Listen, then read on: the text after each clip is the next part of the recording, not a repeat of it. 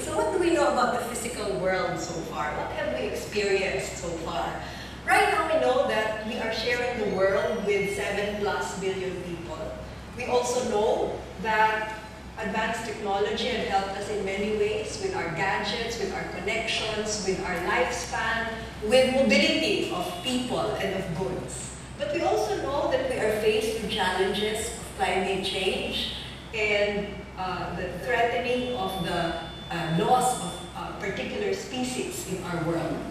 So what we are seeing are extremes. Some of us live in luxury, but some of us are in poverty. And these extreme situations can sometimes call us, our attention to why is this happening? Like when Glenda hit us, that's usually the time when we remember that nature can strike and nature can hit everyone and anyone, albeit in varying levels. Maybe I'd like to take another route to an imperative or a call to action for why we have to restore the environment. What I'd like to talk about today is based on science, it's based on evidence, it's based on a methodology of verification and of validation. Pictures of galaxies taken by the Hubble telescope out there in outer space, different shapes and sizes. There are 100+ billion galaxies in the 4 to 5% of the universe that we know. And each galaxy has maybe 10 billion to 400 billion stars according to their estimates. It was just all energy. But at some point, that burst of energy led to the formation of subatomic particles. And those subatomic particles would eventually become the elements, no? For example, hydrogen, okay, and helium. And that's the start of the different parts of the universe. It is from these two elements that stars would actually be born. Because when they come together, they clump together because of gravity, then the stars are born. Our Milky Way is just one of those galaxies. So we can imagine that if there are 100+ billion galaxies with 100 billion stars in each, look at the number of stars where all of this creation of elements, all of this is happening in each of those stars. We are there, the third planet, a little closer, and we would be like Venus, too hot. Very similar to the situation of the Earth during its early days. And a little farther, we would be like Mars, too cold and possibly not be able to sustain life now as we know it. And the Earth is just the right blanket of gases also. These are the planets, and planets are usually formed from the debris of stars. In the early Earth, this was how we were. It was so hot, the early Earth. Water could not liquefy, and you just had very simple molecules, carbon dioxide, water, methane. But after a while, it cooled down, and water was able to liquefy. That's why the oceans were able to form. Okay? And in the process, simple molecules were formed, glucose, fatty acids, acids. And eventually, they became more complex molecules that would form cells and eventually be able to pass on information and replicate. The key to life as we know it now. And the subatomic particles form stars, and the stars form the elements and the planets. And in one particular planet, planet Earth, is formed life. So what we see so far is an amazing creation out there. Every atom that is around us and in us comes from a star. It's real, it's literal, it's not just poetic, it's true. Everything that we have outside and in us come from the stars. So my first half point is that this is such an amazing universe. It's an amazing planet. And it is gift to us. It is gift that we know about it. It is gift that we have the intelligence to recognize it. And the earth it exists there and supplies us with everything we need. Okay? And what's interesting is that we have gotten very good at taking the resources, but not so good at managing the waste that we have.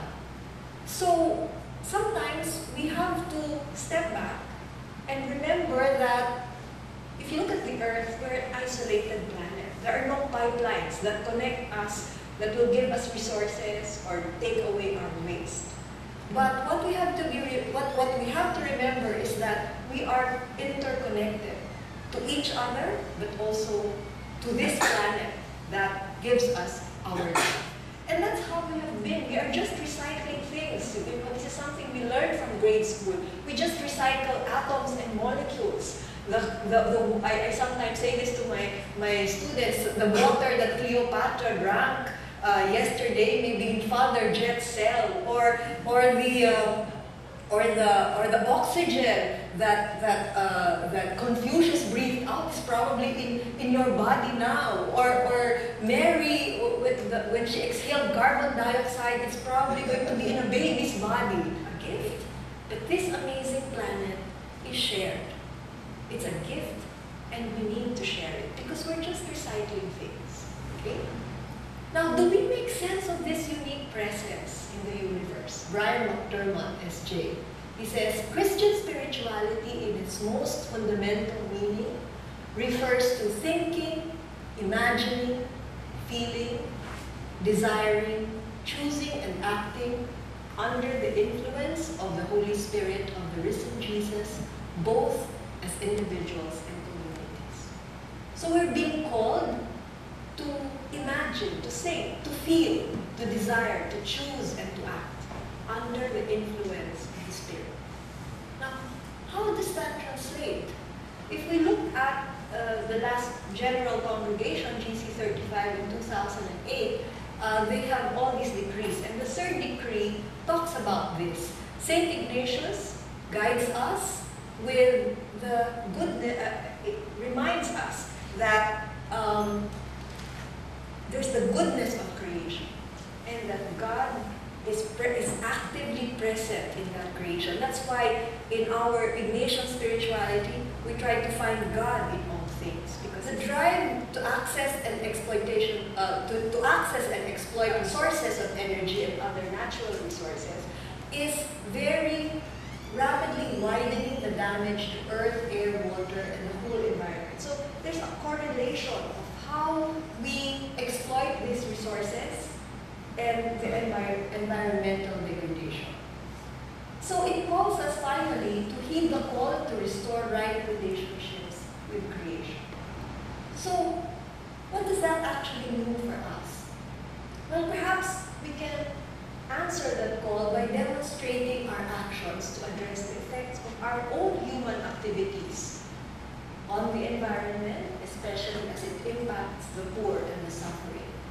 And in particular, we need to remember that perhaps in our context as Ateneans, we are challenged to lead towards development that is inclusive, things that will include our marginalized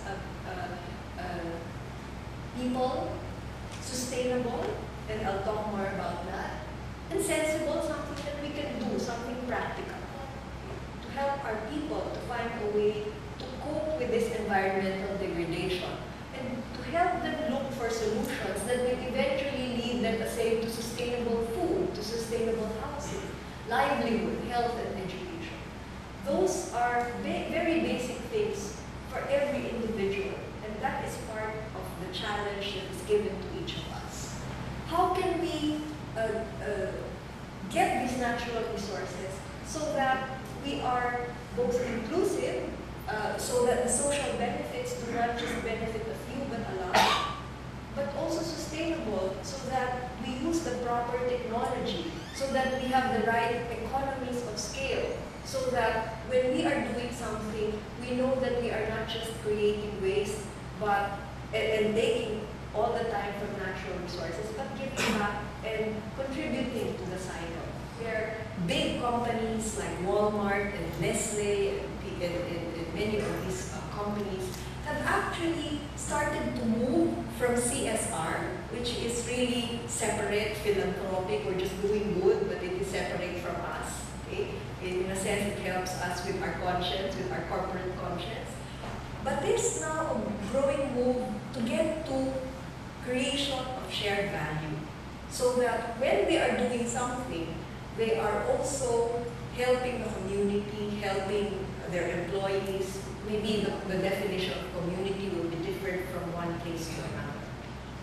And in the Philippines, what we are seeing is that many of our social entrepreneurs are actually leading the way, because they are trying to find ways to address the needs of communities, of the marginalized, but at the same time, they're looking at ways to make it more sustainable and to make sure that it is something where they will also profit. It's not a charity, but they will also earn from society or the economy and the environment are addressed at the same time.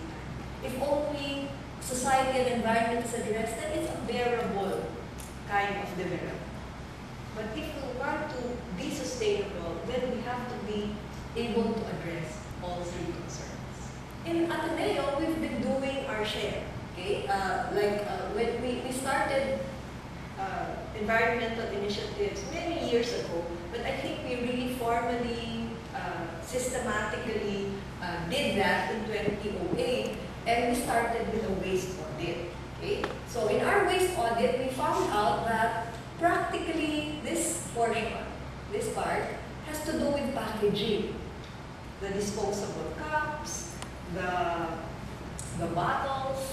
And so that's a very big concern. Notice those are the plastic cups. Many years ago, we had you can get disposable cups to buy your iced tea.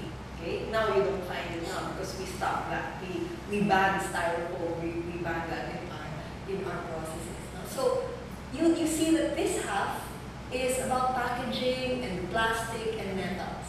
Okay, this part would be kitchen and garden waste. And technically, only this should really end up in the landfill, your laminates and your wet paper. Okay? So we said, what can we do so that we can address all of this? We used to throw everything in the landfill. Okay? So at that time, we said, let's start with segregation.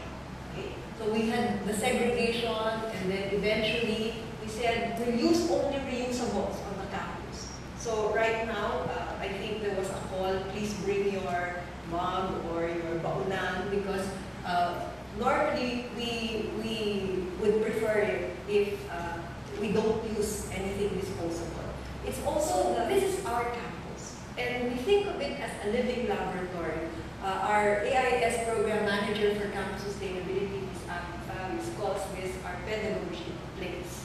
So if you look at it, and we have a very rich biodiversity here in Ateneo, and that's why I hope some of you have already joined our bird walks. This morning we were supposed to have the third bird walk. The Marian Garden over here between Berkmans and Gonzaga, we took the effluent of the septic tank and developed a wastewater treatment system under Mr. Granada, who was doing his thesis at that time, 2009, under Mr. Greg Tamanan.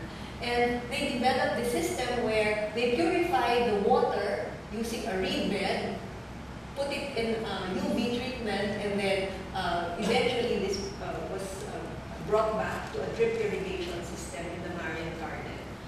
And this is a low-cost wastewater treatment system that we have replicated here at the Mateo Ricci, which is the first, I think it's here, which is the first zero wastewater building here, is number 4. A decentralized wastewater treatment system. The septic tank effluent from 7 buildings go to this series of chambers that purifies it, and then over here is like a reed bed that it's made of tambo. and that's where it's finally purified, and then we use the clean water, the relatively clean water. It's not potable, but it's good enough for irrigation. Okay? So it's used to irrigate, and I think FMO is trying to find ways so that it will also help irrigate the football fields, because it has a very high need for maintenance. We have here our materials recovery facility. We have one in the high school, in the grade school, and in the middle school. The Rizal Library, the new one, is a very green building. We have a rainwater harvesting facility there. We harvest rainwater and we use it to flush the toilets. And in the Ateneo, we have tried to promote those three aspects, the social aspect, through this formation, health, and well-being of the community, the environmental aspect, as I had just mentioned, and of course, also the wise management of our resources. We have, for example, shifted from the old fluorescent lights to CFLs and T5s, and hopefully, eventually to LED lights, which are the most efficient. And there are also plans of eventually going into renewable energy. And I'm very proud to report that we launched the first ever Ateneo Sustainability Report during our conference on July 3. And you can actually download it. It's already submitted to the Global Reporting Initiative, and it's there in the Sustainability Disclosure Database and our AIS website. Let's take it on a more personal level. And basically, our lifestyles, we are so used to so many gadgets, so much food, etc., etc. And perhaps one of the things that we can look at is our own habits and lifestyle. What we consider when we buy these things. Do we consider technology? Do we consider packaging, energy requirements in choosing the goods that we buy? And do we develop habits that help us lower our carbon footprint? So much energy that can be used by other people. Because sometimes we don't think of it, because anyway, I pay for it. I can afford to pay it. But really, it's a shared resource.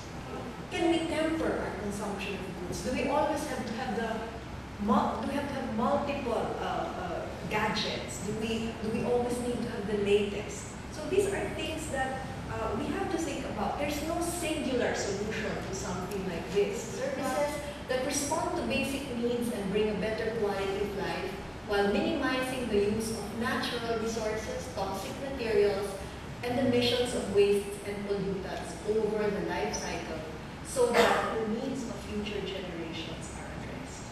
So even in economic terms, these are already being considered.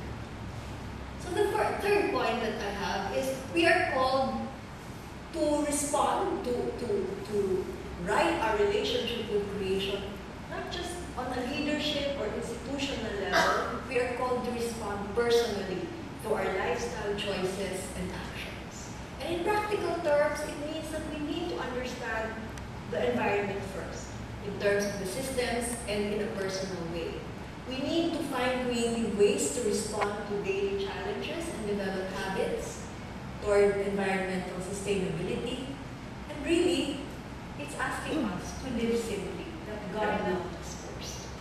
And God loves us in a huge way because He allowed humanity to experience this world. But God also loves us as individuals because He finds us, He touches our lives, and walks with us. And so, given this, the only thing that is left for us is to respond to this call under the sway, under the influence of the Spirit. So let me end with this poem by Hildegard von Bingen, a Benedictine saint, composer, and poet. Well, I translate Betrachte die Sonne. It's an excerpt from Sie den Mond und die Sterne, erkenne die Schönheit der Natur und dann denke nach. Consider the sun, see the moon and the stars, recognize the beauty